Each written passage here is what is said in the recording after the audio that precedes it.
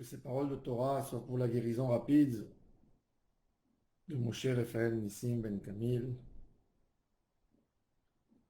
pour la réussite de Abraham Ben Messaouda, pour la guérison de Ruth Mesodi Bat Rivka et de Eliaou Ben Ruth Mesodi,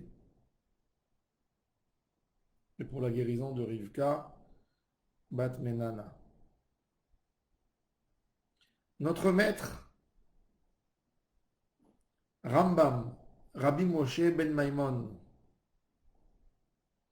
il fait une introduction dans les halachot de Avodah Zarah. Il raconte l'histoire de l'idolâtrie dans le monde. Comment il y a eu les idoles? Comment l'homme est arrivé à servir une pierre? Comment les hommes sont devenus païens? Quelques générations après Adam, on a eu Enoch. Ils ont commencé à associer le soleil, la lune avec Hachem. Doucement, doucement, ils ont commencé à associer d'autres choses. Et doucement, doucement, l'humanité a oublié que Akadosh Baruch Hu est l'essentiel de tout. Et ils se prosternaient aux pierres, au bout de bois. Mais il y a eu des individus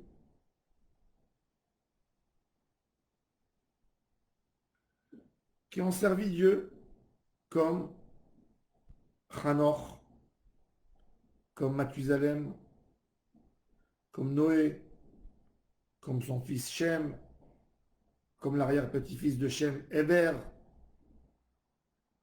Le monde se déroulait de cette manière jusqu'au moment où est née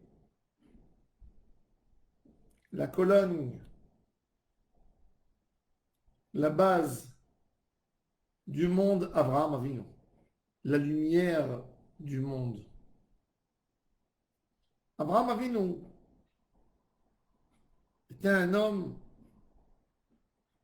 que jour et nuit, depuis son enfance, au début de son enfance, jour et nuit, il se posait la question comment le monde tourne sans qu'il ait quelqu'un qui le fasse tourner.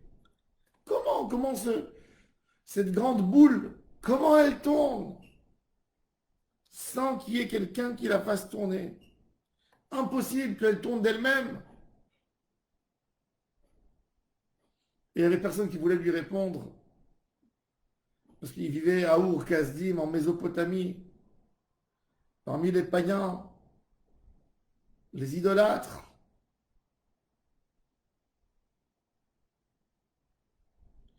Et son père et sa mère et le peuple entier sont païens. Et il a commencé et il cherchait, il se faisait des résumés, et il se posait des questions.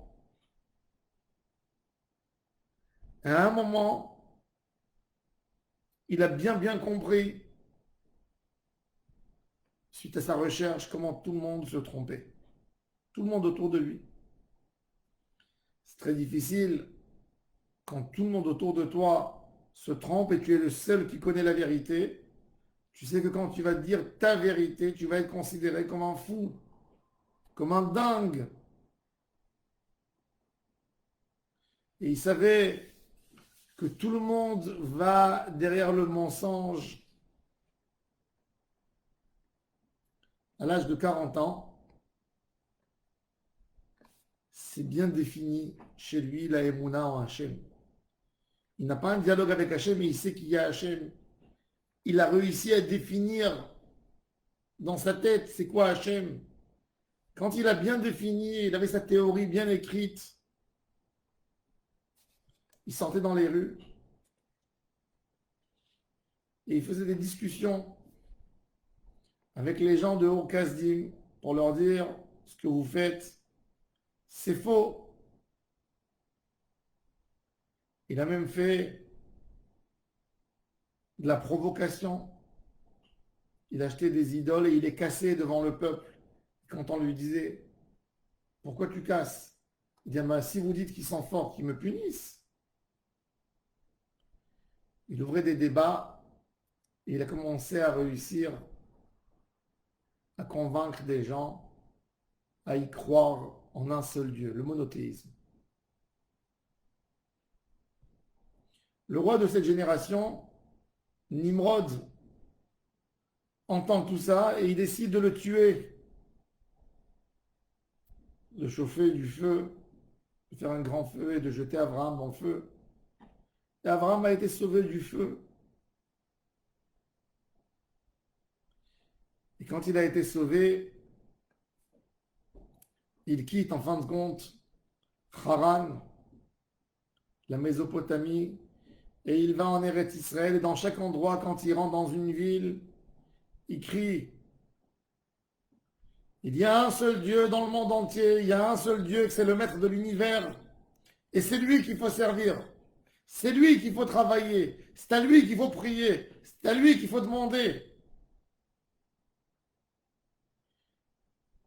Et les gens venaient lui poser des questions. Et chaque endroit où il passait, il y avait encore quelqu'un qui se rajoutait avec lui et qui venait derrière lui, jusqu'au moment où il est arrivé dans la terre de Canaan et le peuple commençait à venir et à lui poser des questions. Et ils sont venus autour de lui des milliers, des dizaines de milliers de personnes. Abraham était le roi des croyants. Il a écrit des livres pour transmettre cette émouna, cette foi. Il a ouvert un centre d'études qui était dirigé par son fils Yitzhak. Et ensuite, Yitzhak a transmis à Yaakov, qui a transmis à ses enfants. Et quand il est venu en Israël, lui aussi a ouvert un centre d'études pour transmettre cette émouna extraordinaire en Hachem. Ça, c'est le berceau de l'histoire du monothéisme dans le monde. Depuis ce travail d'Abraham Avinu, il y a 3500 ans à peu près, à aujourd'hui, Abraham a réussi dans sa mission. La majorité des êtres humains sont monothéistes. La majorité des êtres humains sont croyants en Hachem. Ils ont une foi. Ils y croient en Dieu. Et Bévedaï, qu'Am Israël, plus encore, leur croyance en Dieu est tellement forte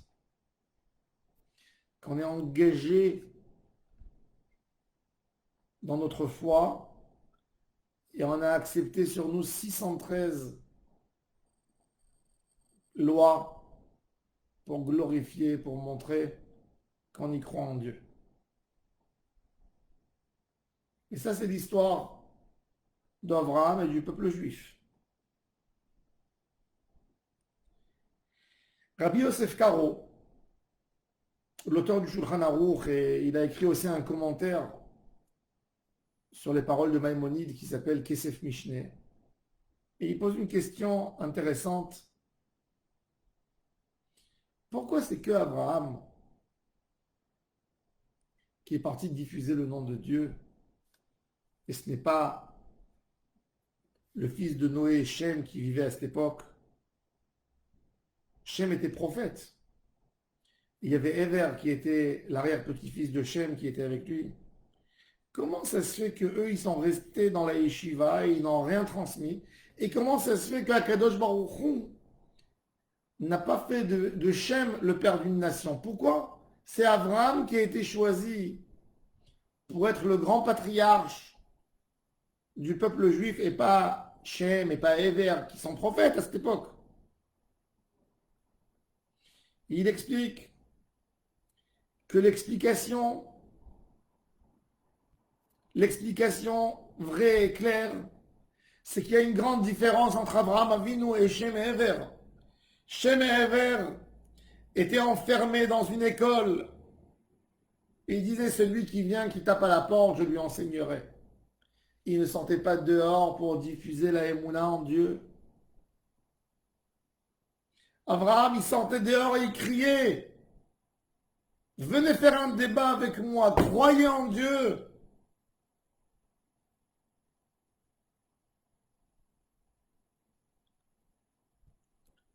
La force de l'homme, elle n'est pas de s'enfermer chez lui à la maison, de sortir, de diffuser le nom d'Hachem. Tu as de la famille qui sont loin de Dieu, qui sont loin de la croyance. Parle-leur. Fais ce qu'il a fait Abraham. Tu es un petit-fils d'Abraham. Allez, suis la route. Suis le chemin de ton grand-père. Diffuse. Akadosh Baruch Hu aime les militants. Ceux qui militent pour lui. Ceux qui sortent. Ceux qui déclarent dans le monde entier le nom d'Hachem. Cette équipe, c'est une équipe extraordinaire. Qui sort. Qui diffuse.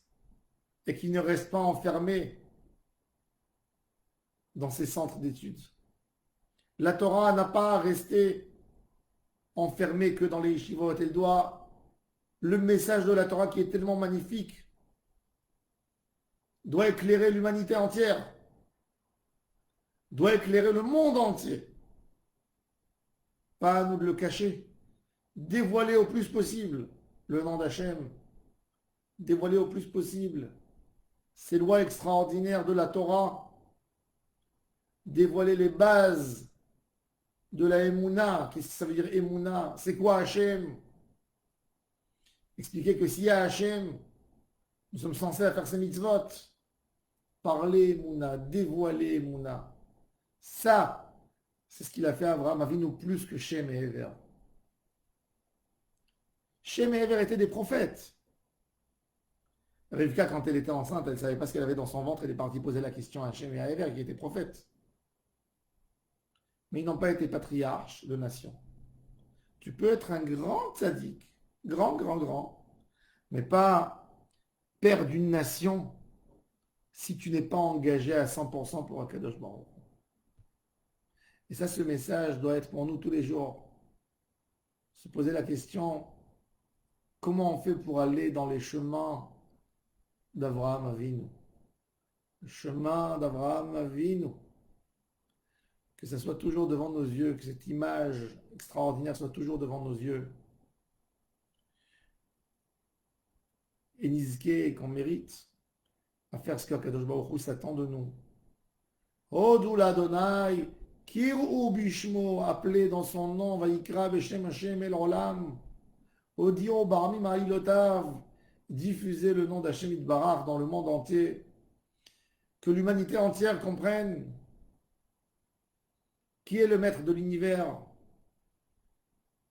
Veyeda Kol Paroul, qui a tapé Alto, Veyavin Kol Yetzur, qui a taillé Tzarto Veyomar, Kol Asher Neshama Ve'apo, tout celui qui a une âme. Adonai, Elohé, Israël, Melech, Hashem, le Dieu d'Israël est le maître de l'univers, Umalchuto et sa royauté, Bakol, Machalal, gouverne tout, les choses les plus hauts, les plus loin, dans les galaxies, jusqu'au plus bas, dans tout, sa royauté domine le monde. Voilà, je la Gilouya, Bimera, Biyamenu, Amen, Amen.